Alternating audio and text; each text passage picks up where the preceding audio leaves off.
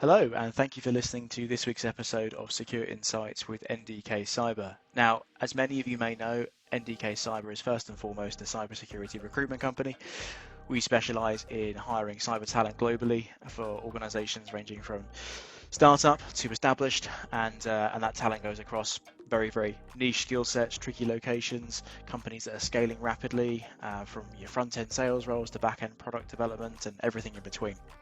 And we set up Secure Insights as really a way to shine a light on important areas of cybersecurity, to tackle hot subjects right now, to give people a platform to tell some cool stories. So this week, I'm very excited to be joined by Conor.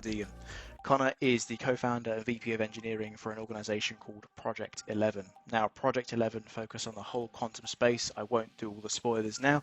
We'll get into that on the episode, but we really touch on everything from what is quantum? Why is it hitting headlines now? Is there a risk to cryptography as we know it? We talk about the maybe the downsides of that, the risks that are happening at the moment and that are due in the next few years. But then we also talk about the flip side of what quantum computing could do for us in the future. So very excited to share this episode with you. Open to feedback as always. Enjoy. We are live. Well, Conor, thank you so much for jumping on. Thank you for having me. Excited. Not at all, not at all. So I would have done an intro for you there. It would not have done it justice. So are you okay to give us a brief Okay. overview of, I guess, who you are, your background, what's got you to where Yeah, you are? of course, absolutely. Yeah. So I'm Conor. I'm the co-founder and VP of engineering at Project 11. I would call myself an applied cryptographer, which is kind of a fancy way of saying I write software that implements cryptography. So I'm a software engineer by trade. We founded Project 11 back in September last year, so it's a relatively new company, but we're still doing lots. I guess the best way to think of what Project 11 is, it's an applied kind of research lab, but we kind of focus on the applied side a little bit more than maybe the research. And we're building at the intersection of quantum meets cryptography, which I'm sure we'll get into why that's important or what that is shortly.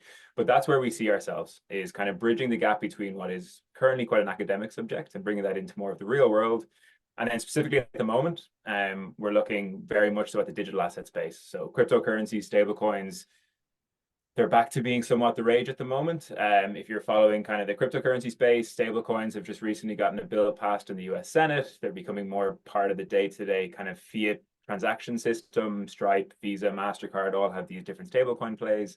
So at the moment, those things rely on modern day cryptography, and as we'll get into, quantum has an impact on that. And what we're focused on right now is making sure that impact doesn't destroy the systems, because they bring a lot of value to people, and they're inherently good things most of the time. So it's how can we protect them in a post quantum world. Nice. I think you summarized that phenomenally, with all the avenues we could have gone down there. So if we just kick things off with, in a world at the moment where it seems very focused on everything's AI, it's Gen AI, Yeah. then it's agentic AI, and you're doing this quantum thing over here. It's like, well, hang on, what's quantum? Yeah. What is quantum? Yeah.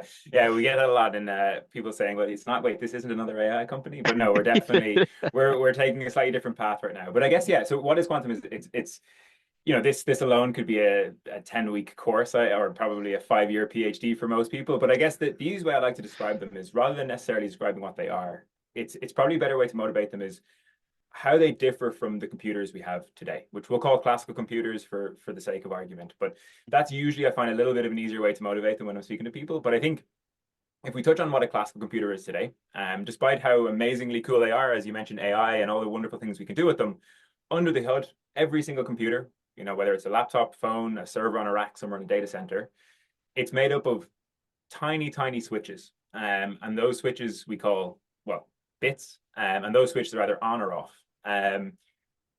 Your phone has billions of those switches in them right now. And all your laptop is doing when you're browsing the web or listening to music or writing a doc is constantly flipping these switches to on or off. We're computer scientists, so we typically, rather than saying on or off, we call them, they're either one or zero, and that's where binary comes from. Most of what is involved in making computers faster or better is just either adding more switches to the box or making the switches switch faster. That's really what kind of most modern computing comes down to. I'm sure people are screaming saying that's not true and there's way more complexity to it, but really that's what it comes down to. And listen, as we know, if you're of a certain age, you've probably been able to see computers go from these, horribly slow boxes that didn't really exist to carrying probably 4 on your body at all times. And the things we can do these days with AI, they're incredible machines. However, there are upper limits to how fast we can make these machines. There's largely two. There's limits on how many switches we can fit in the box, and there's physical limits on how fast we can make those switches switch.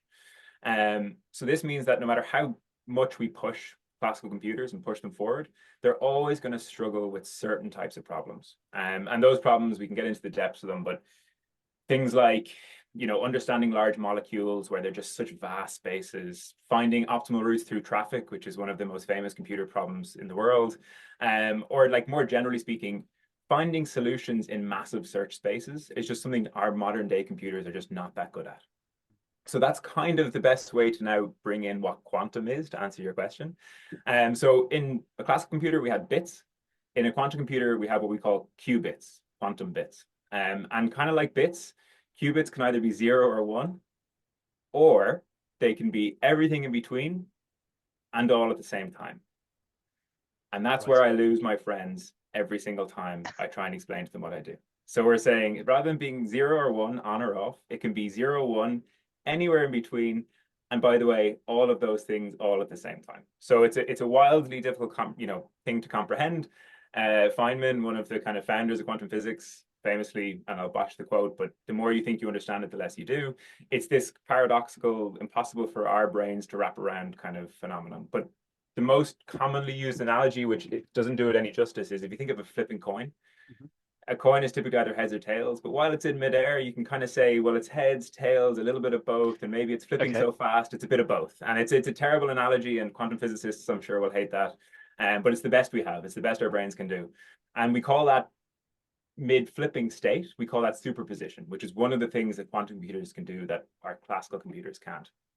And bizarre as all that sounds, the key point is that a single qubit can represent multiple values all at the same time, which means it can kind of store and do more things than a single classical bit can do at any one point in time. So it basically allows these kind of computers, and if you want to really think about them in a slightly incorrect way, but maybe easier to think about way, it allows a similar size quantum computer to explore a much exponentially larger space than a single classical computer of the same size could ever do. And that's kind of the easiest way I like to, my mental model of bringing people from like where we are today with classical computers, quote unquote, to these kind of new machines that we'll call quantum. Okay, cool. Right, I think I'm with you. Let's not go any deeper technically before you do absolutely lose me. But I think I've got you with this. So it's so why are people talking about it now? Why is it kind of like suddenly come to hitting some headlines here and there that you've built a company around this? What's the attraction? And even to like take that question one step further, it's funny because quantum computing has been around since the 1980s. This isn't a new thing necessarily. Okay. But it's a little bit of a case of kind of slowly, and then all at once. So as I said, like these kind of theoretical machines have been around since the 1980s, and they're theoretically well understood. The biggest problem has always been engineering. These machines and the qubits, the small little switches that make up the quantum computer, they're extremely fragile. They're typically atoms of that scale. They might be electrons, they might be photon waves. And again, we can come back out of the science a little bit, but they're these really small, like subatomic particles. They require maybe temperatures of near absolute zero, which is minus 273 degrees Celsius. Don't ask me in Fahrenheit. Or maybe they need, a near perfect vacuum. That's very different from the classical computer. So like, we can drop our phones and not worry about all our saved contacts disappearing. With a quantum computer, you might need these extremely, extremely difficult to create environments in order for the qubits to be able to operate. And then on top of that, you get another problem is they're kind of probabilistic. They're not either on or off. They're kind of a little bit promiscuous. They're either on, off, in between. They kind of have a little bit of a mind of their own. And we can poke and push them to try and get the right answer from them. But ultimately, they can sometimes just spit out the wrong result. And that's what we call, and fixing those wrong results and catching those slip-ups is what we call error correction. So, between error correction and the need for these kind of specific environments for these computers to live, it's a really difficult landscape to create a scalable quantum computer. However, in the last couple of months, and maybe specifically maybe in the last 10 to 12 months, we're seeing some massive breakthroughs in those engineering challenges. So Google kind of dropped a paper in December last year called Willow, which is a state-of-the-art chip that they've created. IBM have done similar. Microsoft and Amazon have done similar. Microsoft and Amazon's maybe a little less impressive, but nonetheless still pushing that boundary of what's possible. You've got some startups like PsiQuantum and IonQ. These breakthroughs are beginning to happen. And I guess like anything in science, one breakthrough tends to lead to more attention and then more breakthroughs. And you end up having this kind of positive feedback loop, and hence the kind of slowly, slowly, slowly, and then all at once. So I think right now we're just on that cusp of some of these engineering problems are becoming solved, or at least solutions are appearing. And then the next phase is to then start to be able to kind of scale those engineering solutions. Then before we know it, maybe we'll have these quantum computers existing. I guess like the similar analogy is, if you kind of want to do back to the AI, is, in 2016, 2017, we didn't have this thing called ChatGPT. We did have the beginnings of a paper, Attention is All You Need, written by Google. That was only 9 years ago. Fast forward 9 years, and I think we can all say we're probably using AI multiple times a day, and for some it's kind of most of what they use these days. So I think we're at that kind of similar phase now, where maybe these breakthrough papers, which are still in academia, are coming along, and next it's now bringing those into the engineering and the kind of building world, and then into the mass production world, which we're not there yet by any means. But I think so that's probably why it's getting a lot of attention.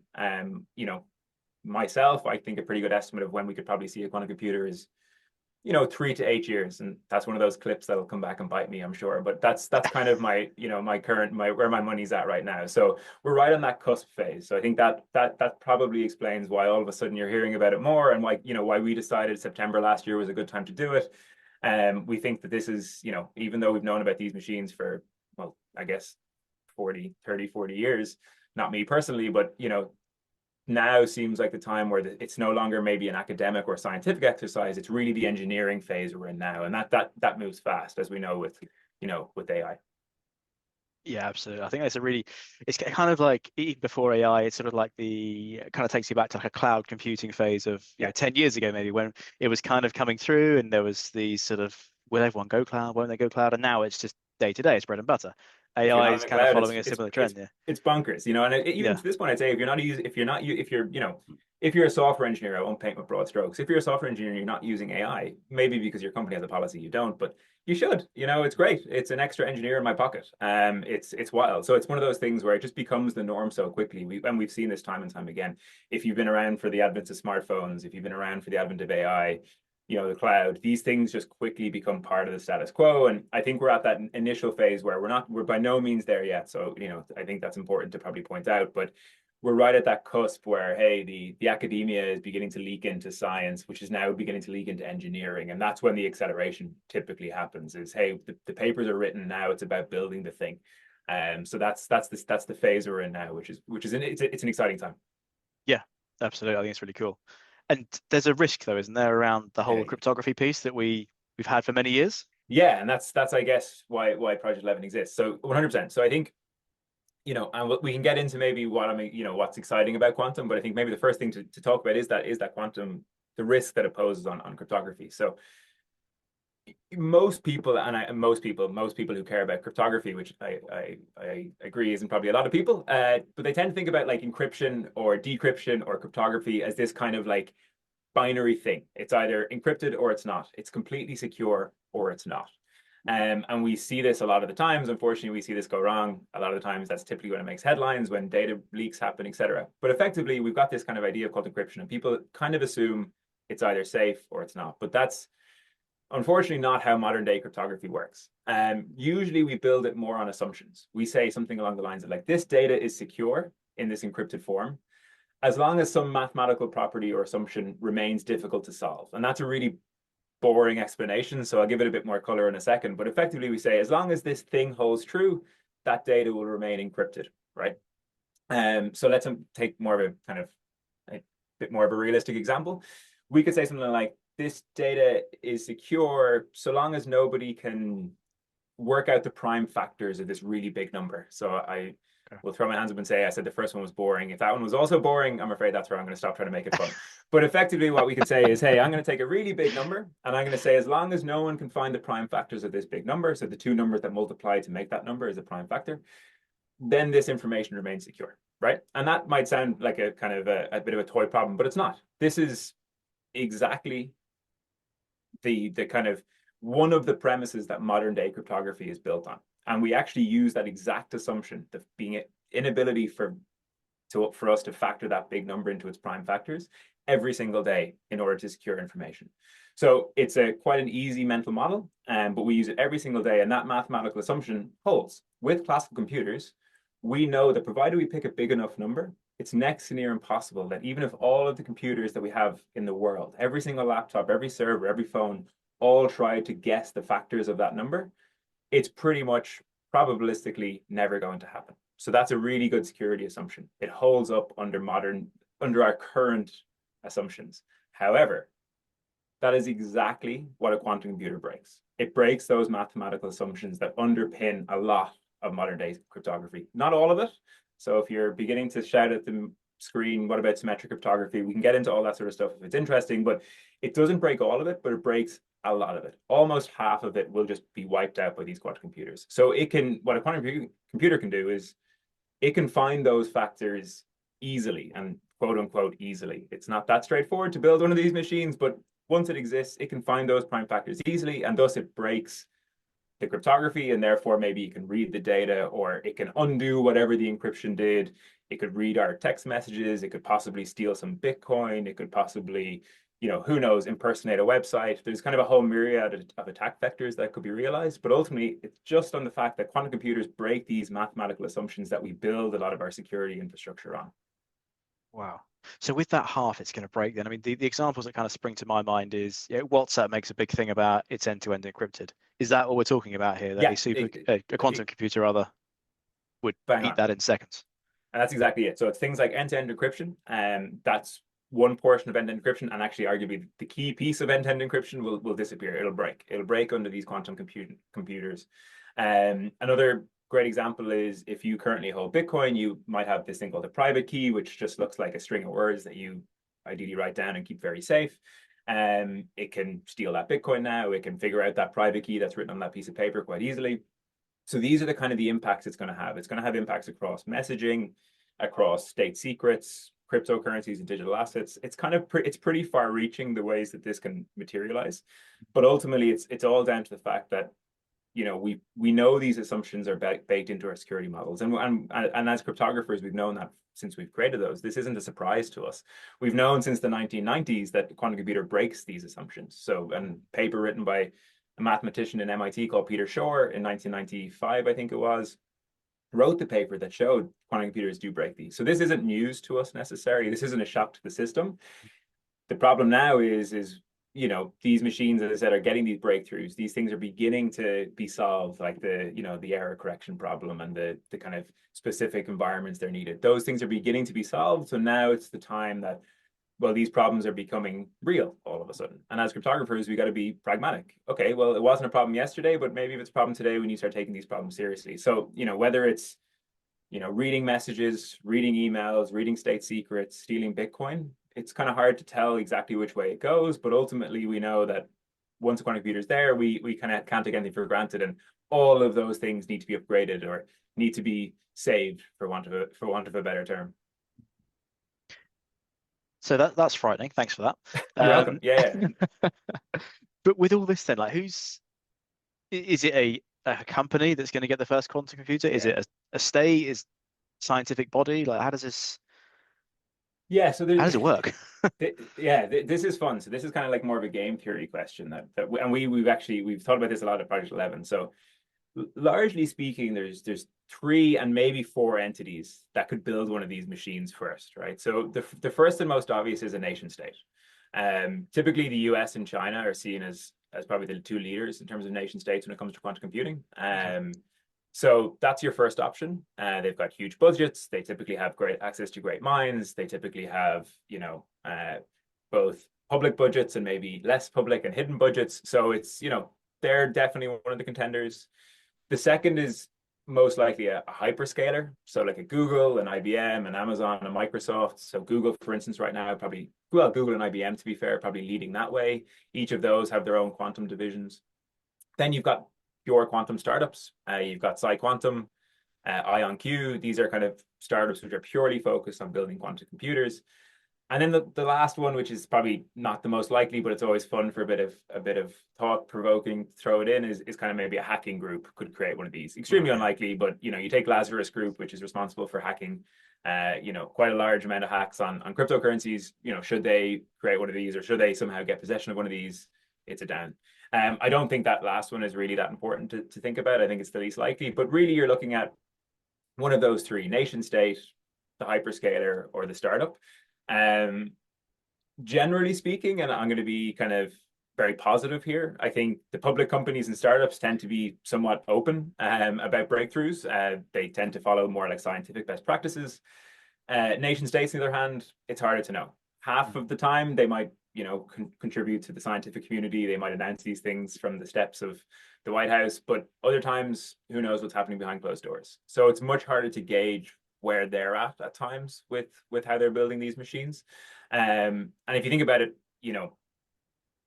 if should it be US or China that creates the first quantum computer, which is better? They announce it or they keep it secret and they start maybe decrypting communications, or they start maybe eavesdropping. And I guess it depends which way you like to wear your tinfoil hat, but there's a lot of fun things and thought experiments you could do if you start thinking about a nation state having access to a quantum computer when we don't know.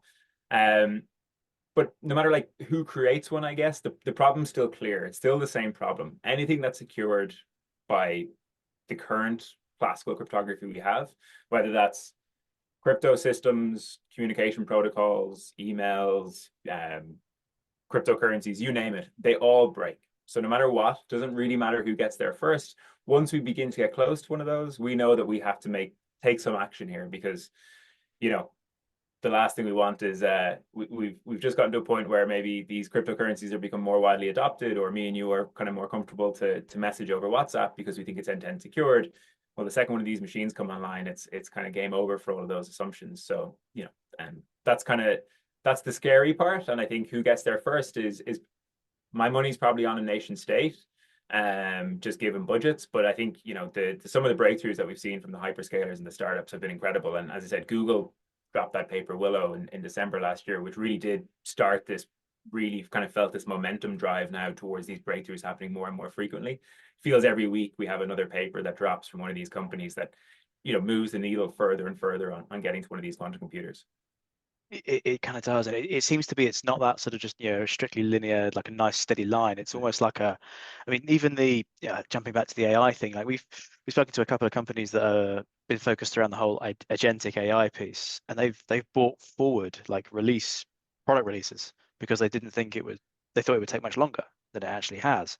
So I'm just kind of like, does that kind of example translate to this world? Is it a case of China or the US be bumbling along and getting closer and closer, and then suddenly it's a huge leap of, oh, it works now. Now That's we've and got that it. that's exactly the way I see it rolling out. Is if you look at the patterns we've seen for all of the examples of technology, it is this exponential growth. It's not this linear thing, because it's great, and we can get into maybe the benefits of quantum, but there is clear benefits to this, and there's a clear reason why you want to be there first. So that just creates this atmosphere where, as I said, breakthroughs happen. That usually spurs more thinking, usually maybe creates more ideas, usually then forces more breakthroughs. And all of a sudden we end up with this, as you say, exponential curve. And I think that's we might be sitting quite early on that curve right now to some extent. I don't think that far back, but we're definitely not sitting at the kind of the crazy part just yet. But I think that's going to happen relatively quickly. And whether that, as I said, whether that's a nation state or someone else, nonetheless, it's still the same problem at the end of the day. And whether we know about it in the public or we don't, I think we have to assume that it's happening, and we have to then take proactive measures today, in order to mitigate, some of the downsides quantum has. It's not all doom and gloom. Understood. So in that post-quantum computing world, or crikey, PQC, it's supposed to be Yeah. the host of this podcast, can't even speak. At least it's you, Um, not me. I'll take the first one. But in that post-quantum computing world, there's there's solutions in place, right? I mean, P11 are working towards this now, right? It's the solutions in place to tackle the problem. Yeah, absolutely. So like this isn't a kind of problem with no solution. So if we go back to 2016, before Project 11 was a thing, the National Institute of Standards and Technology, NIST, it's a US body, and they're responsible for kind of creating cryptography standards amongst other things, but that's largely what they're involved with.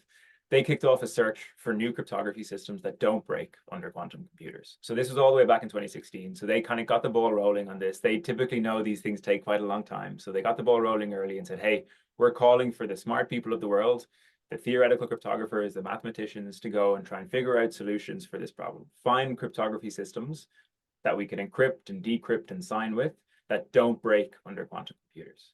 So in a good way, this isn't just us and a few startups saying, hey, this is going to be a problem. This is, government agencies, large software companies, all saying the same thing. So if we fast forward 9 years from when that kicked off in 2016, we now have 3 replacement standardized cryptographic algorithms that we can swap to that we believe are secure from a quantum attack. So that's great.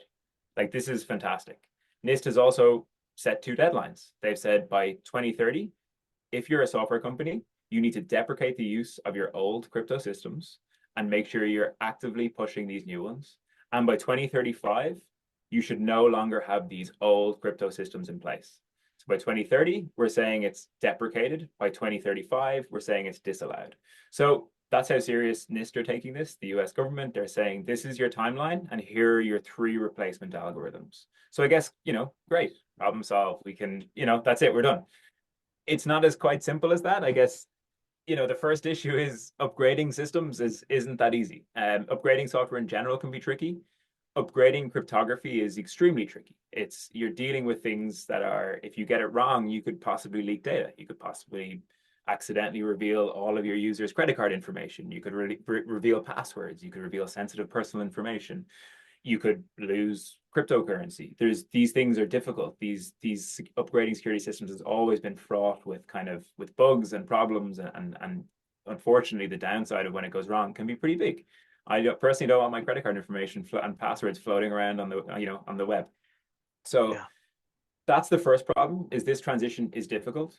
5 years is actually not a lot of time. I was going to say, it seems quite Yeah. aggressive. Yeah. And especially for, typically we like to move quite slowly, and we're kind of cautious beings in security engineering. We tend to have a bit more time, and 5 years is pretty aggressive. But that's, NIST said, hey, in 5 years we could have a real quantum computer online.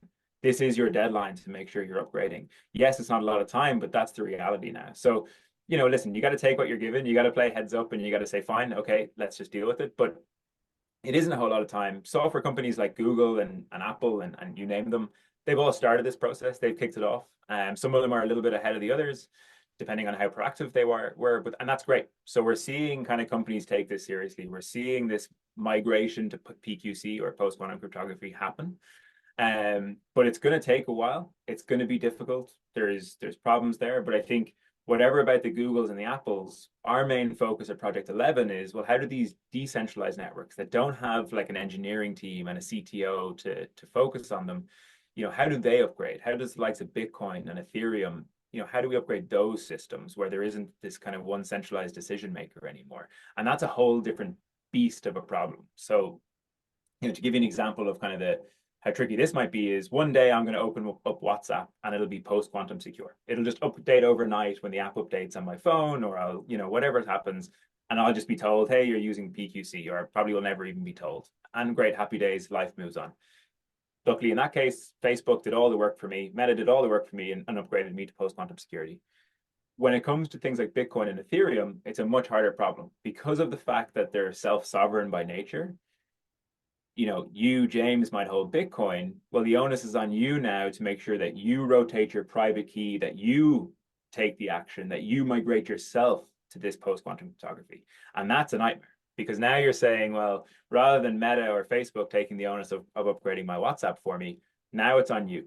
It's on you to go and listen to some announcement from somewhere. Bitcoin doesn't have your email address. They're not emailing you to say, hey, this is what the steps you need to take. You need to learn this yourself. You need to hopefully find it somewhere, whether it be on X or on a website or a news article. Somehow it says, hey, James, I need your attention right now. I need you to take these actions. And then you're going to have to go and follow a set of actions. You're going to have to, regenerate some keys, upgrade to post-quantum cryptography, and then become secure in this post-quantum world on the blockchain. So that for us is probably the bigger issue right now than the Metas and the Googles and the Apples. They'll handle it. They'll be fine. They'll get there. But I think that's right now, the biggest single threat to cryptocurrencies to date is this upgrade now from classical world to a post-quantum world. And it's funny because people always kind of say, but hacks happen all the time. Cryptocurrency lives through hacks, and it's, we see headlines every day of the new biggest hack ever happened. 2 weeks later, it's the new biggest attack that's ever happened.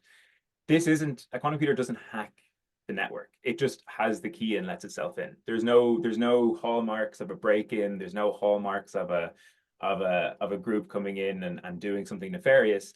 A quantum computer will just be able to unlock the bank vault and say, "I'll take that Bitcoin. Thank you very much." So it's a much bigger problem than a hack, so to speak. And then this needs to happen, with users' education, with community adoption, with some sort of way of telling you who maybe you bought Bitcoin 5 years ago, but you don't keep an eye on it, you don't check it anymore, you've forgotten you even hold it. How do I get your attention to make sure that you take this action? If you're sitting on the couch and go, oh, I could, spend the next hour doing these steps to upgrade, or I could just keep watching the TV show. How do I motivate that to you? This is the problem. And I think, that's kind of our biggest focus right now for Project 11 is how do we get that across to people that, yeah, it's not an immediate problem, but it's something that you're going to have to do possibly in the next 2-3 years. And it's a bit of an uphill battle. I bet, yeah. It's not only like technology, it's also the whole people side of things as well. Like you say, I know I heard about Bitcoin 4 years ago. I bought some because a friend told me to. Where is it? Where are my Yeah. keys? What codes do I need now? Oh, it's expired. Oh, I bought it on some dodgy exchange that's now only based out of China, or it's all these things that are like, Yeah, and that is what it comes down to. It's, I'm speaking to people every single day who they say to me, "Am I at risk?" And it's not that easy. It's not that easy to say yes or no. There's we have to go through the whole thing. We have to kind of, you can imagine every time someone asks me if they're at risk, I have to start from the, well, listen to my explanation of what a quantum computer is, and we'll build it up slowly. You need to figure out this education piece, because I think it's all quite technically complex, as maybe it demonstrated by quantum and PQC. That's only 1% of the problem. As you touched on there, it's actually a social problem. Is how this and these migrations typically happen, especially when the onus is on each and every user to take action. And this is, Bitcoin has, however many users holding Bitcoin now. Each one of those needs to get up, read an article, follow steps that their wallet, when they open their Bitcoin wallet, tells them to do. Something will have to happen where that user will have to take some sort of action proactively in order to make this switch. So I think, yes, it's great we have these new schemes. And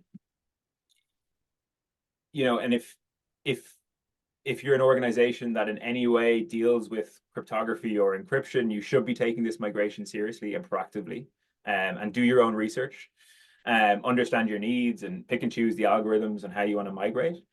That's all well and good for the organizations. It's how do we do it for these kind of more heartbeat, social, decentralized networks where there is a bit of a harder sell in that situation.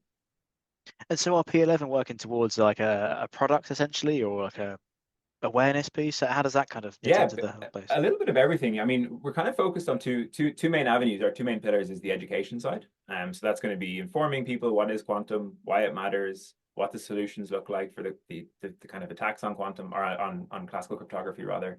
And then there's the products and tools that we can build to secure modern day cryptography. So that's kind of the main focus. What I'm looking at as an engineer is, what tools, what can we build? Can we build, new maybe crypto wallets? Can we build better solutions for how these systems can be rolled out? Can we build migration software to help these networks migrate?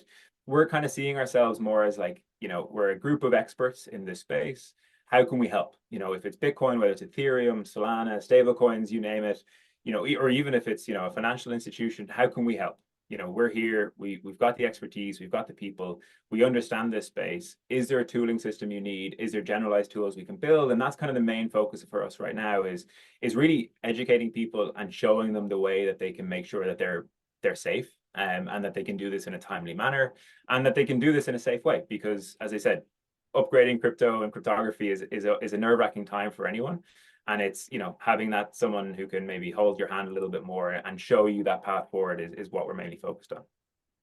Love that. And we've touched on this next question a few times here, so it may well have already been answered, but I ask everybody, what are you excited about this next 6, 12 months or so? Yeah, I mean, quantum in general, I guess two answers to that question is, the first is quantum in general. It sounds like a lot of doom and gloom for the last 20 minutes or so, and it's, it sounds scary, and it is. And my message is for it to sound a little bit daunting and to sound a little bit spooky, because it should be taken seriously. But at the end of the day, we at Project 11 and me, I'm a quantum optimist. They will do amazing things, and they will change the game for lots of reasons when they do arrive. Like, we're talking better drug discovery, breakthroughs in material science, think, more efficient batteries for cars or whatever it might be, potentially better AI for finding, optimized training for AI. Depending on your school of thought, possibly even understanding the human brain better. Like, these quantum machines could truly break, barriers in so many different areas. That is amazing, and that is super exciting, and it's great. We just need to be ready for the first hurdle, that we don't fall, and that's going to be, well, we want these machines to come online, and I want this to accelerate. I want that exponential curve that we spoke of to happen as quickly as possible. I just want to make sure that, us and as a world, we're in a position where we don't just fall flat in our face the first hurdle, and all of our bank vaults just open and all of our passwords leak to the world. So I think it's great that they're coming, and we want them here, and as I said, they bring so much value in so many different areas. One downside, they just break all of our modern day security. So all we got to do is just fix that first, and then we can reap the rewards of how fun these things are. Just fix it then. Just fix Shouldn't be it. too Just hard. get it done, and then then we can all go to sleep at night. So that's, and it sounds facetious, but it's true. Once we get past this phase, there's so many cool things we can do with quantum computers, and that's maybe not in the 6 to 12 month timeline that you asked about, but that's kind of largely what I'm excited about there. I think in the next, like, imminent time frame of what's exciting is, there's been security engineering moves slow, which I'm sure you're aware of. As an industry, we're typically quite nervous people to upgrade systems. We've got banks and mainframes probably running on cryptography that's a little bit outdated, and we won't point too many fingers, but it's true, and people know this. It's a great time to take this seriously and say, okay, well, we now have a push to upgrade, and we have to upgrade. It's not a case of we would like to upgrade, it's we have to upgrade. So this is a time to kind of remove all those legacy kind of hacky solutions we put in place to secure our systems, and move to state of the art 2025 version of cryptography that we didn't implement 20 years ago. So I think for me, it's exciting to finally be able to get rid of a lot of legacy software, get rid of a lot of legacy kind of implementations of things, move to a fresher standard. That's not easy. That's why we're here. That's why we think this company needs to exist. It's not an easy solution. It's not an easy migration path at all, but it's an exciting time to be able to say, hey, and as any engineer, we all hate the tech debt and the word legacy. Hey, it's a great time. Let's cut out that piece of the software stack that you've hated for so long, that you've had to maintain. Let's migrate that to this new security system, which protects ourselves against quantum computers. We now have a reason to rip out that section. It's not just a nice to have, it's a you have to have. So that for me is exciting, a little less maybe empowering than the quantum optimism, but it's definitely nice to be able to upgrade these systems to 2025 level of security. That's awesome. I think there was so much value in that last 30 minutes or so. There's information, there's learnings, the analogies I particularly enjoyed. So, Conor, thank you for jumping on and sharing just a fraction of your thoughts and your experience in the space. And yeah, I'm sure that will go down well with the listeners. No problem. Thank you very much. And as I said, I have to do a little plug, I suppose. If you need help, if it's something that you're worried about, our website's a good place to start, project11.com. We've got plenty of resources, blogs, and research. And even if it's piqued your interest somewhat, there's probably the place to head. Yeah, sure. We'll chuck a few links below as well, just so everyone's got good, easy access. James, thank you so much. Cheers. Take care. Bye now.